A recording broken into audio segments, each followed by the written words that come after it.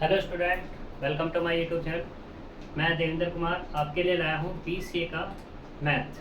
BCA के math में क्या है, हम स्टार्टिंग से बात करेंगे। स्टार्टिंग से मतलब बीसीए के फर्स्ट सेम पे बात करेंगे सबसे पहले। उसके बाद जैसे जैसे हमारे सेमेस्टर बीतते जाएंगे वैसे वैसे हम बात करते चले जाएंगे। तो हम सबसे जो शुरुआत कर रहे हैं वो बीसीए के मैथ वॉल्यूम फर्स्ट से बात कर रहे हैं। बीसीए के मैथ में हम जो बात करेंगे, देखो सबसे पहले बीसीए के मैथ के लिए बात करते हैं। तो देखो बीसीए के मैथ में क्या है कि ये हमारा पेपर की अगर बात करें बीसीए इसमें क्या है, ये 100 मार्क्स का पेपर है हमारा। इस 100 मार्क्स दो पार्ट में डिवाइड होता है बच्चों के। तो एक तो होता है 75 मार्क्स और एक होता है 25 मार्क्स। ये होता है एक्सटर्नल, जिसको बोलते हैं जो यूनिवर्सिटी से पेपर बनता है, ठीक है। और ये होता है इंटरनल, जो कॉलेज से ही पेपर में मिलते हैं। बात करें इस वाले के लिए तो इसके मार्क्स जो हाथ में होते हैं वो कॉलेज होता है, कॉलेज के हाथ में होता है, ठीक है। लेकिन बात करें इस वाले 75 की बात करें तो ये कॉलेज के हाथ में नहीं होते। तो इसलिए हमें जो बात करनी है इन 75 पे बात करनी है, 25 पे बात नहीं करनी है। वो 25 जो होंगे तुम्हारे कॉलेज के मार्क्स होंगे, तुम्हारे टीचर्स के हाथ में होंगे वो 25 मार्क्स। तो मेहनत इस पर करनी है। और दूसरी चीज़ जो 25 है, मैक्सिमम कॉलेज 20 तक तो दे ही देता है। मतलब मिनिमम तो 15 मार्क्स मिनिमम है और मैक्सिमम तुम्हारे 24 तक चले जाते हैं अगर तुम यहाँ पे परफॉर्मेंस अच्छी रखते हो तो, ठीक है। नहीं तो एवरेज मार्क्स होंगे 17, 18, 20 तक तो एवरेज मार्क्स होते ही हैं इंटरनल में से। बट हमारा मुद्दा ये नहीं है कि हमें 25 से मार्क्स लेने हैं, हमारा मुद्दा ये है हमें 75 से मार्क्स लेने हैं। तो 75 एक्सटर्नल है, यूनिवर्सिटी से पेपर मिलेगा, ठीक है। तो उसी पे हम बात करने वाले हैं। तो अब ये इसमें देखो, इसमें क्या है, 5 यूनिट है। इसमें यूनिट कितनी होगी तुम्हारे पास, 5 यूनिट्स हैं, 5। इस 5 यूनिट को हम 1 बाय 1 करते चलेंगे, ठीक है। तो ये 5 यूनिट है, यूनिट 1, 2 या सेकंड कर दो इसको, ये वाला थर्ड हो जाएगा, ये फोर्थ और ये वाला फिफ्थ, ठीक। तो हम यहाँ से स्टार्ट करेंगे 1 से लेकर 1 से हमें स्टार्ट करने वाले हैं। 1 से स्टार्ट में क्या है हमारे पास, एक है इसमें डिटर्मिनेंट है, मैट्रिक्स है, मैट्रिक्स की मेरिट्स और एप्लीकेशंस है, उनके बारे में हम बात करेंगे। अब हम यूनिट 1 में तो बात करने वाले हैं, लेकिन जो हमारे पास बुक की अगर बात करें तो बुक है हमारी BCA mathematics first volume first. Mathematics first कह दो या वॉल्यूम फर्स्ट कह दो, तो ये हमारी जेपी चौहान की कृष्णा पब्लिकेशन की बुक है। ये बेस्ट बुक होती है, तो इसे सभी बच्चे खरीद लें या परचेस कर लें, जहाँ से जिसको जैसे मिलते हैं, लाइब्रेरी से मिलते हैं लाइब्रेरी से, किसी फ्रेंड से मिलते हैं फ्रेंड से, ठीक है, ईटीसी। तो जैसे मिले वो इसको ले लें, सही। तो हम यहाँ पे सिलेबस तो डिफाइन करेंगे नहीं, हम सीधे चैप्टर्स पे बात करेंगे। तो चैप्टर में हम बात करते हैं चैप्टर 2, ठीक। तो चैप्टर 2 में क्या है, जो अभी ये जो मैंने अभी दिखाया आपको बुक, ये हमारी पुराना एडिशन है, न्यू एडिशन भी इसका आया है, तो आप वो ले लें, ठीक है। चेंज कुछ नहीं है, जो क्वेश्चंस इसमें वही क्वेश्चंस उसमें हैं। तो हम मैट्रिक्स से बात करने वाले हैं। हम जो स्टार्ट करेंगे वो बात करेंगे मैट्रिक्स, ठीक है। मैट्रिक्स होती क्या है, क्या चीज़ें हैं, इसके बारे में हम अच्छे तरीके से जानेंगे। और एक चीज़ और, मैथमेटिक्स को अच्छे से सीखना, क्योंकि ये तुम्हारे 5 सेमेस्टर में, बीसीए में 5 सेमेस्टर में बात होगी मैथ को लेकर ही, ठीक है। स्टार्टिंग हम मैथ मतलब मैट्रिक्स से कर रहे हैं, लेकिन जो तुम्हारा लास्ट होगा मैथ का बीसीए वालों का, वो ख़त्म भी मैट्रिक्स पे ही होगा। क्योंकि 5th सेम में मैथ होता है, जो तुम्हारे फर्स्ट में है, सेकंड में है, थर्ड में है, फोर्थ में और फिफ्थ में। 6th सेम में मैथ नहीं है। जो 6th सेम में मैथ है न्यूमेरिकल मैट्रिक्स है, न्यूमेरिकल मेथड है। न्यूमेरिकल मेथड में भी मैट्रिक्स ही है, ख़त्म भी तुम्हारा वहीं पे जाके होगा। कह सकते हैं कि स्टार्टिंग हमारी मैट्रिक्स है और लास्ट भी हमारा मैट्रिक्स है। तो बात करते हैं मैट्रिक्स की। तो देखो मैट्रिक्स क्या है, यहाँ चीज़ों को डेफिनेशन से ज़्यादा समझने की कोशिश करना। समझने की कोशिश इसलिए करना क्योंकि डेफिनेशन तो तुम बुक से भी देख करके लिख सकते हो, लेकिन बात है समझने की, तो समझा बुक से इतनी जल्दी नहीं जाएगा। तो मैं यहाँ पे कंसेप्ट करने की कोशिश करूँगा, ठीक। अब इससे पहले मतलब मैट्रिक्स को डिफाइन करने से पहले हम बात करेंगे कि ये मैट्रिक्स जो है, मैट्रिक्स का यूज़ कहाँ है, यूज़ पे बात करते हैं। तो देखो यूज़ अगर हम बात करें मैट्रिक्स की, तो यूज़ ऑफ मैट्रिक्स, तो मैट्रिक्स का यूज़, जो लीनियर इक्वेशंस होती हैं लीनियर इक्वेशंस, उनको उनमें जो वेरिएबल्स होते हैं लीनियर इक्वेशन में होंगे वेरिएबल हमारे पास, वेरिएबल्स, उन वेरिएबल्स की वैल्यूज फाइंड करने के लिए, वैल्यूज फाइंड करने के लिए मैट्रिक्स का यूज किया जाता है। अब सोच रहे होंगे भाई कैसे, देखो तुमने 10th या 9th में पढ़ा होगा कि हमारे पास लीनियर इक्वेशन है जैसे कि x प्लस वाई बराबर 4 और x plus 3y equal to 7। तो ये हमारे पास एक इक्वेशन है, लीनियर है। ये कैसी हमारे पास लीनियर इक्वेशन है। इस लीनियर इक्वेशन के मुझे x और y की वैल्यू निकालनी है।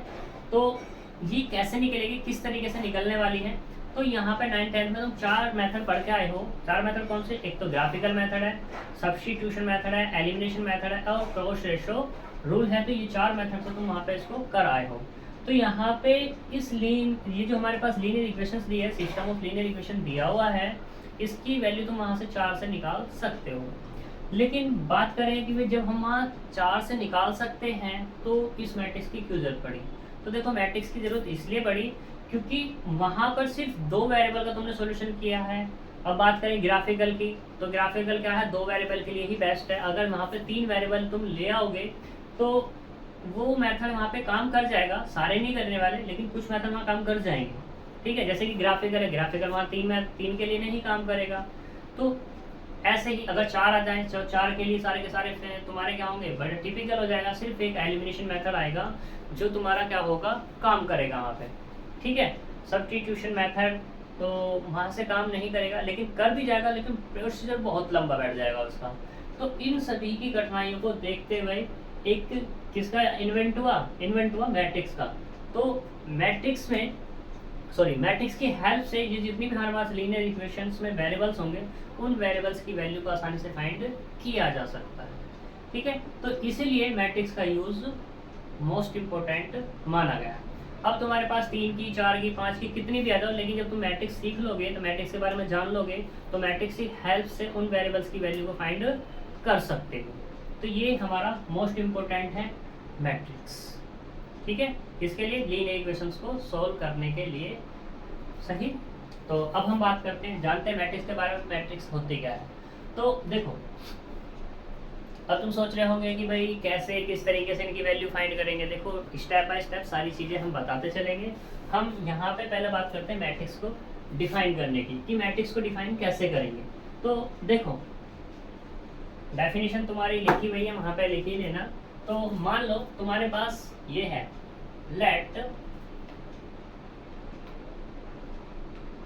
x11 x12 x13 dot dot x n n or any values, ठीक है, or any value if these values defined in row wise and column wise in a bracket मान लो ये या ये स्मॉल वाला जो होता है तुम्हारा, ठीक है, then it is said to be matrix, ठीक है। मतलब क्या हुआ कि ये हमारे पास कुछ नंबर हैं, कितने नंबर है हमारे पास, x11 से स्टार्ट हो रहे हैं, xn तक जा रहे हैं, या ऐसे कह दो xmn तक जा रहे हैं। ये नंबर अरेंज करके लिखने हैं हमें, किसमें, रो वाइज या कॉलम वाइज एक ब्रैकेट में।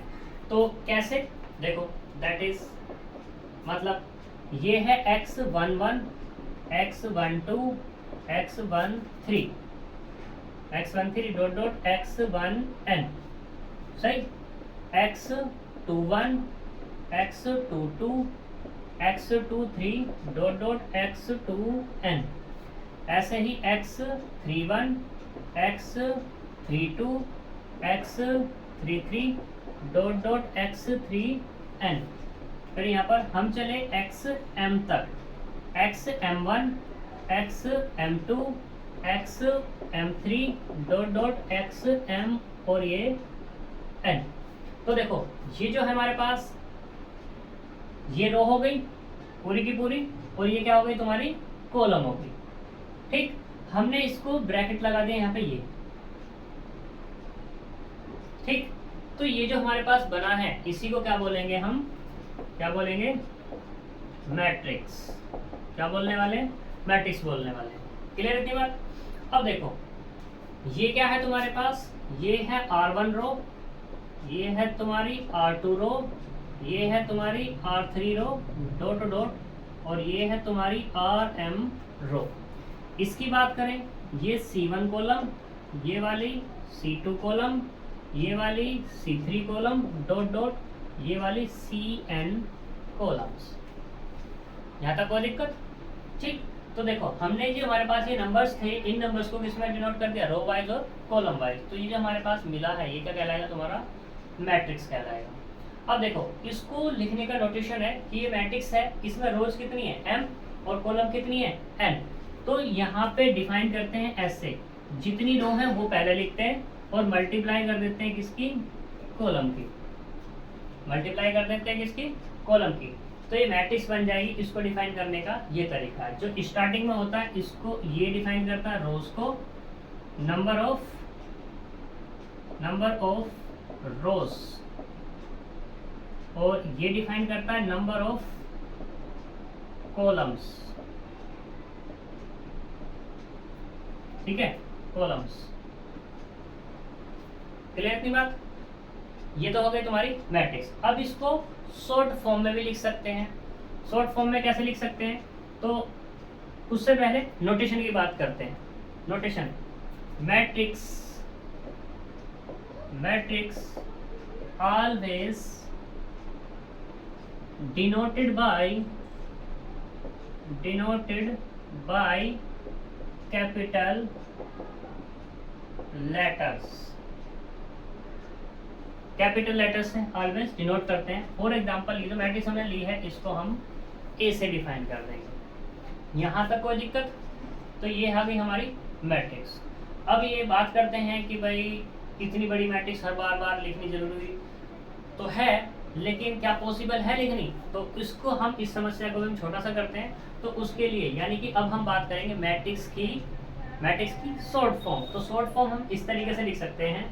तो ये है हमारे पास A, तो A बराबर लिख सकते हैं इसको XIJ, और ये क्या है हमारे पास, M कॉलम है, ठीक है, और N रो है। तो यहाँ पर इसको हम इस तरीके से लिख सकते हैं। अब बात करते हैं कि ये I क्या है, J क्या है। देखो I है 1 2 3 डॉट डॉट डॉट M तक, और बात करते हैं J की। J क्या है 1 2 3 डॉट डॉट डॉट N तक। सही। तो ये हमारे पास क्या हो जाएगा, इसका शॉर्ट फॉर्म हो जाएगी। अब बात करते हैं ये जो M इंटू N है, ये M, ये जो दिया हुआ है इसको बोलते हैं साइज ऑफ मैट्रिक्स A। जो हमारे पास A मैट्रिक्स है उस मैट्रिक्स का साइज बोलते हैं इसको M है।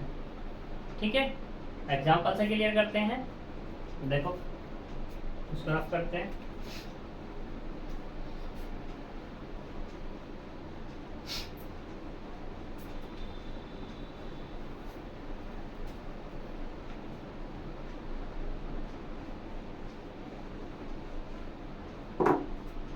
तो एग्जाम्पल A बराबर कितना लिया मैंने, 1 2 3 1 4 2। तो नंबर ऑफ रो कितनी है, number of rose in A, तो वो कितनी है 2, एंड नंबर ऑफ कॉलम्स की अगर मैं बात करूं, कॉलम्स इन A वो कितनी है 3। तो इसका जो साइज हो जाएगा, साइज की अगर बात करूं, साइज यानी कि M क्रॉस N बराबर कितना होगा 2 इंटू 3। तो यहाँ पे इसको कैसे डिफाइन करेंगे, 2 इंटू 3। इसी के साथ एक चीज और आती है, total number of elements in A. जो टोटल नंबर ऑफ एलिमेंट होंगे ए में, तो जो इसका साइज है उनकी आपस में मल्टीप्लाई कर देंगे तो कितना आएगा 6, यानी कि 6 एलिमेंट है इसके अंदर। ठीक है, अब बात करते हैं कि ये एलिमेंट क्या है। ठीक है, इसकी बात करते हैं एलिमेंट्स। तो जो एलिमेंट्स होते हैं, अभी मैंने एक जनरल बताई थी डेफिनेशन। ठीक है, तो एलिमेंट्स ये लिखे थे x11 x12 x13 dot dot x m और ये n, ये सारे के सारे एलिमेंट्स कहलाते हैं। अब मैं अगर इस ए मैट्रिक्स की बात करूं, तो यहाँ पे क्या होगा, एलिमेंट्स ऑफ ए, तो वो क्या हो जाएंगे, 1 है 2 है, या ऐसे कह दो A11 A12 A13 A21 A22 A23। अब इसी में बात करूं तो यहाँ पे A11 की वो वैल्यू है 1, A12 की वो वैल्यू है 2, A13 की वो वैल्यू है 3, A21 उसकी वैल्यू कितनी है 1, A22 4, A23 कितना है 2 है अपने पास। क्लियर थी बात। तो ये एलिमेंट्स हो गई, मैट्रिक्स हो गई, यहाँ तक कोई दिक्कत नहीं होनी चाहिए। ठीक है, नेक्स्ट टॉपिक पर चलते हैं अपने। नेक्स्ट टॉपिक क्या है, ये मैट्रिक्स की बात होगी। तो अब हमारे पास साइज क्या होगा इसका 2 × 3 का, और जनरल हमारे पास पता ही हमें, जनरल क्या होगी हमारे पास, जनरल है ये A बराबर कितना XIJ M cross N। Generally कभी कभी क्या होता है कि दिक्कत होती है XIJ में, तो इस XIJ की जगह हम इसको ऐसे लिख सकते हैं AIJ। दिक्कत इस वजह से होगी क्योंकि मैंने अभी तुम्हें पहले ही स्टार्टिंग में बोला था कि XYZ वेरिएबल है, तो यहाँ मैंने X ले लिया। ठीक है, तो उससे थोड़ी सी दिक्कत होने लगती है, तो AIJ ले लो, ज़्यादा बेस्ट रहेगा।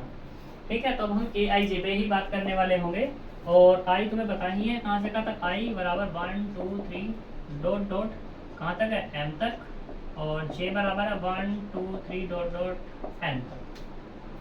ठीक है, चलो आगे चलते हैं।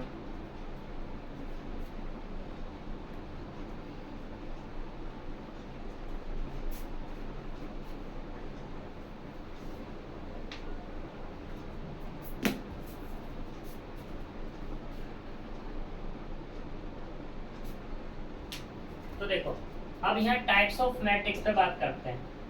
टाइप्स ऑफ मैट्रिक्स, मैट्रिक्स की क्या क्या टाइप्स हैं उन पे बात करते हैं। तो फर्स्ट हम बात करेंगे, फर्स्ट नहीं लिख रहा मैं, स्टार बना रहा हूँ तो लंबा गया। तो फर्स्ट है हमारे पास रो मैट्रिक्स। रो मैट्रिक्स क्या होती है, तो ए मैट्रिक्स हम डेफिनेशन लिख रहे हैं, a matrix A equal to AIJ M cross N have only one row, then matrix A is said to be row matrix।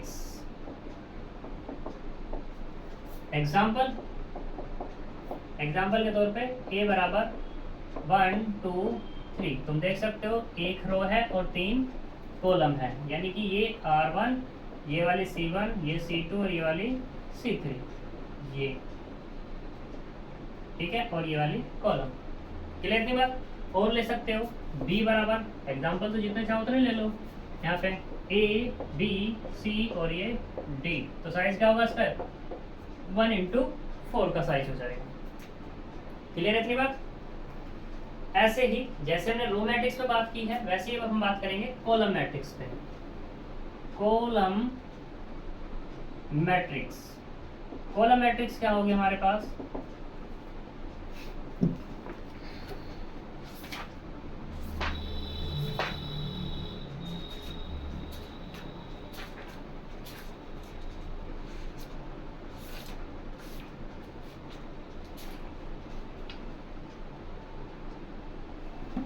Column matrix. Column matrix क्या है कि ए मैट्रिक्स बिल्कुल सेम ऐसे ही है, a matrix A equal to A I J M cross N is said to be column matrix if A has only one column। A has only one column, ठीक है। Then वो तो हो गया हमारे पास is set to be this, ठीक है, ओनली वन कॉलम। एग्जाम्पल के बाद बात करते हैं, ये 1 2 और ये 3, ठीक है। साइज की बात करें तो देखो ये R1 कॉलम, ये R1 रो, ये R2, ये वाली R3, लेकिन कॉलम क्या है, ओनली ये है। तो यहाँ पे क्या होगा इसका साइज 3 × 1 का।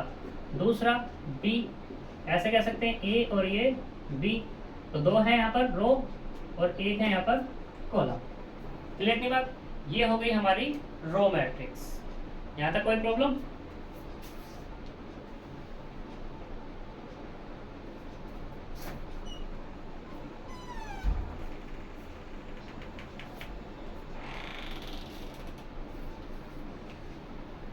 ठीक, तो अब आगे चलते हैं इसके डेफिनेशंस पर।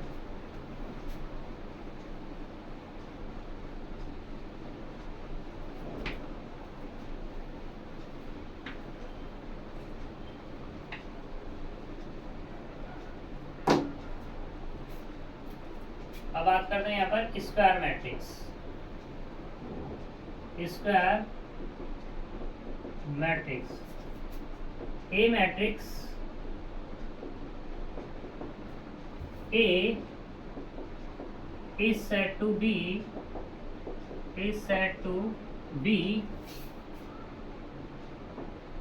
square matrix. A matrix A, यहाँ पे A को डिफाइन कर देना कि A बराबर कितना है, ए आई जे है जो साइज है m × n का, ठीक है।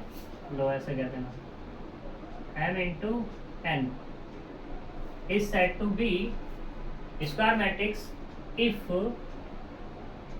m बराबर किसके हो, n के। अगर कोई मैट्रिक्स हमारे पास ये कंडीशन रखती है तो उसको मैं क्या बोल दूंगा, स्क्वायर मैट्रिक्स। ये कंडीशन क्या है कि number of row equal to number of column. Example, या दैट इज ऐसे भी कह सकते हैं यहाँ पर कि जो मेरे पास ये थी ए आई जे, क्या थी हमारे पास, m × n की थी। अब मुझे इसे क्या बोलना है, स्क्वायर मैट्रिक्स बोलना है, तो ये क्या हो जाएगी तुम्हारे पास, ए आई जे n × n कह दो, या क्या कह सकते हो तुम, ए आई जे m × m कह सकते हो। दोनों में तो कुछ भी लिख सकते हो, क्योंकि m बराबर है किसके, n के, या n बराबर है किसके, m के। अब बात करते हैं यहाँ पर एग्जाम्पल की। तो देख लो एग्जाम्पल, a बराबर ए बी सी और ये डी, तो साइज क्या है इसका, 2 × 2 का। दो ही कॉलम है, दो ही क्या है हमारे पास, रो, सॉरी दो रो है, दो ही क्या है हमारे पास, कॉलम। दूसरा example, A plus I B, चलो ए प्लस रहने दो, A B C 1 2 1 X Y और ये जेड, तो यहाँ साइज क्या है इसका, 3 × 3 का। क्लियर की बात। ऐसे ही सी की बात कर दूं यहाँ पर, तो क्या ले लूं, x, तो यहाँ पे 1 ही कॉलम है, 1 ही क्या है, रो, तो भी ये स्क्वायर मैट्रिक्स कर रही है। यहाँ तक कोई प्रॉब्लम? चलो आगे चलते हैं, zero matrix. Zero matrix, zero matrix क्या है कि a square matrix, a square matrix A is said to be, sorry square नहीं आएगा क्योंकि स्क्वायर जनरल नहीं है, हम बात करते हैं मैट्रिक्स की। ए मैट्रिक्स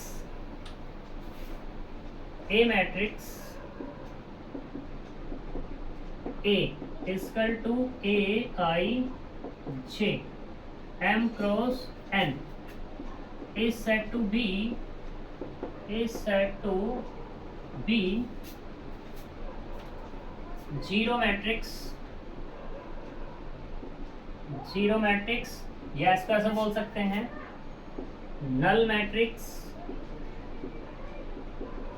या इसको बोल सकते हैं वॉइड मैट्रिक्स। वॉइड हटा दो, चलो ये रहने दो, ये ज्यादा बेस्ट है। Null matrix if all entries या all elements of matrix, all element of matrix are zero. ठीक है, सारे के सारे एलिमेंट क्या होने चाहिए? जीरो। अदरवाइज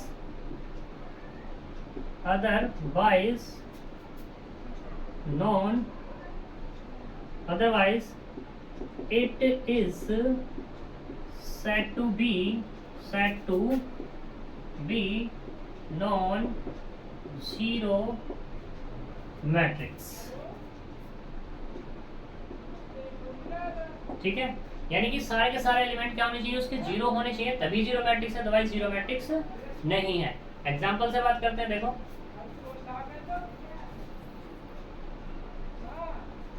देखो किस तरीके से एग्जांपल।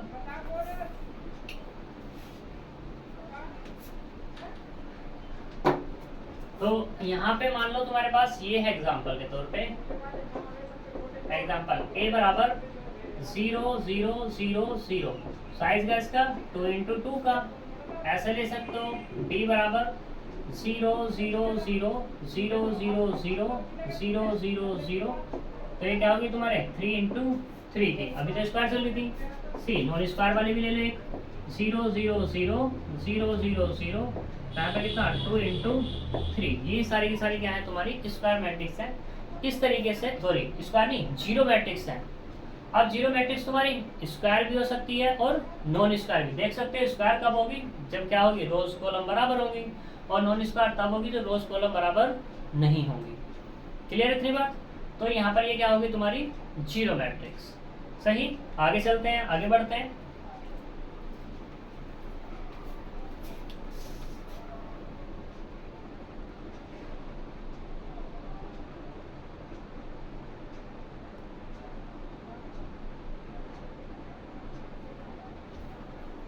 अब देखो बात करते हैं डायगोनल मैट्रिक्स में। डायगोनल मैट्रिक्स क्या है कि ए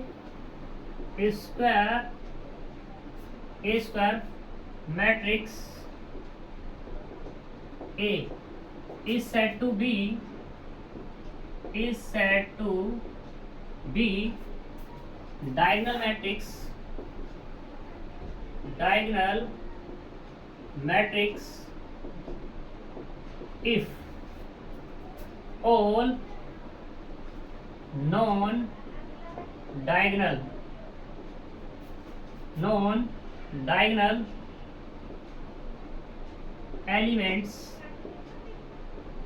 elements are zero, otherwise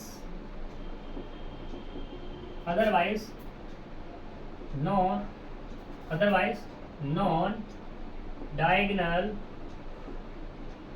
matrix।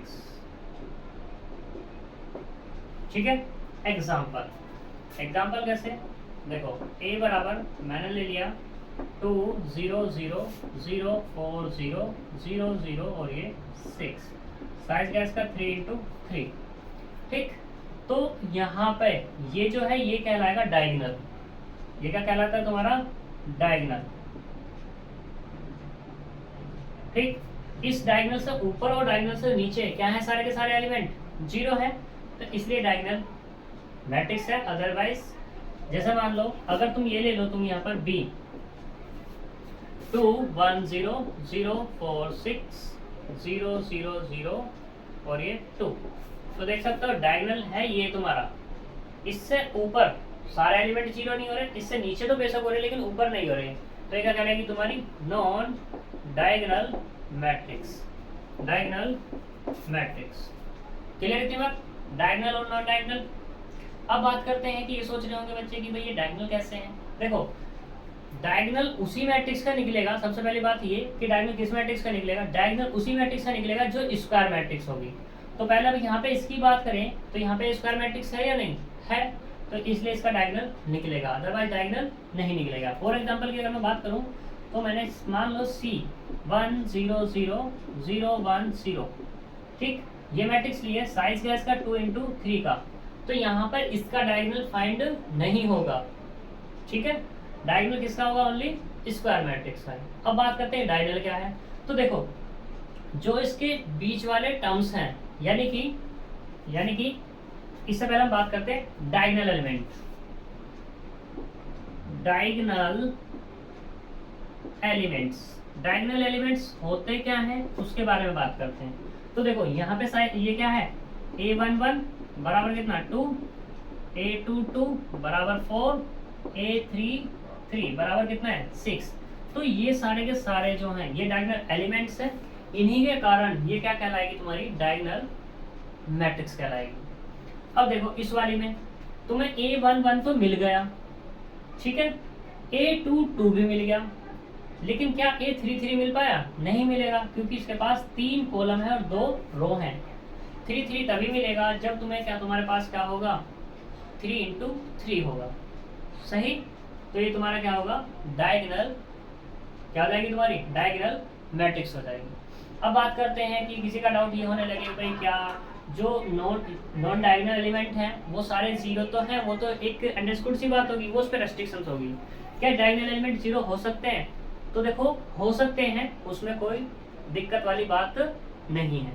अगर यहाँ पे मान लो ऐसा कुछ हो जाए कि ये मैट्रिक्स होगी 2 0 0 और ये 0, ये भी डायगोनल एलिमेंट है और ये भी डायगोनल एलिमेंट है, ठीक है। इसमें एक क्या है, नॉन जीरो है, तो इसलिए ये क्या हो जाएगी, तुम्हारी डायगोनल क्या हो जाएगी, डायगोनल मैट्रिक्स हो जाएगी। और कैसी कहलाएगी, नॉन जीरो डायगोनल मैट्रिक्स। लेकिन उसी पे ही अगर मैं बात कर दूं यहाँ पे 0 0 0 0, इसका एक नाम में भी पड़ता है जीरो मैट्रिक्स, लेकिन इसको दूसरे नाम से भी जाना जा सकता है इसके डायगोनल के कारण, क्या कि जीरो डायगोनल मैट्रिक्स के नाम से भी इसको जाना जा सकता है। यहाँ पे कैसे होगी, नॉन जीरो डायगोनल मैट्रिक्स हो जाएगी। क्लियर इतनी बात। तो आज हम यहाँ तक ही डायगोनल तक ही बात करते हैं, मिलते हैं नेक्स्ट लेक्चर में, तब तक के लिए बाय बाय।